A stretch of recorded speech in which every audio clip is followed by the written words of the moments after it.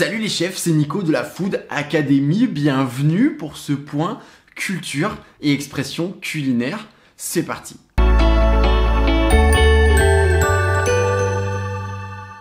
Alors aujourd'hui on va s'intéresser à l'œuf au plat que vous connaissez habituellement, vous connaissez tous quand on se fait un œuf au plat, c'est l'œuf que l'on fait cuire dans la poêle avec un petit peu de matière grasse, le blanc coagule, le jaune reste liquide, on le perce avec un petit bout de pain et on déguste ça avec de la fleur de sel et du poivre, c'est très très bon.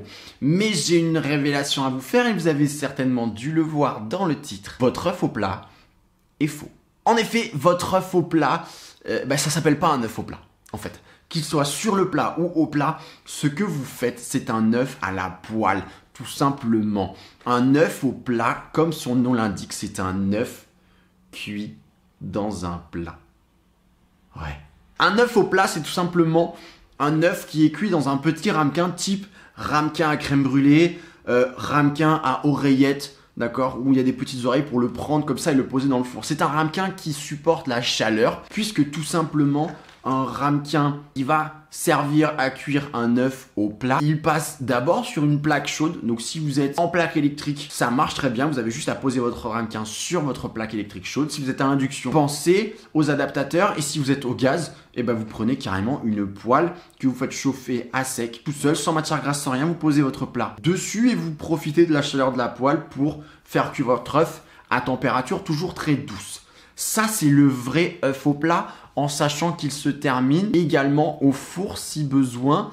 Faites très attention à ne pas coaguler votre œuf, votre jaune d'œuf. Certains petits malins clarifient l'œuf, c'est-à-dire séparent le jaune du blanc, font d'abord cuire le blanc et au dernier moment, les 2-3 dernières minutes de passage au four, rajoutent le jaune pour qu'il soit à bonne température, mais pas cuit. Il faut savoir que si vous rajoutez de la crème dans votre œuf au plat, ça donne un œuf cocotte. Si vous rajoutez de la purée de tomates, de la concassée de tomates, ça fait un œuf à la portugaise, un œuf au plat à la portugaise. On parle toujours, les chefs, du vrai œuf au plat. L'œuf que vous faites normalement au plat, que vous appelez normalement au plat ou sur le plat, je le répète, c'est un œuf à la poêle. Si vous le retournez, si vous le faites sauter ou que vous le terminez sous le grill du four, ça s'appelle un œuf sauté, évidemment. À ne pas confondre avec l'œuf sauté post-cuisson. On parle bien d'un œuf sauté en première cuisson, c'est-à-dire un œuf sauté post-cuisson, c'est un œuf en omelette ou brouillé que vous allez mettre de côté, que vous allez réserver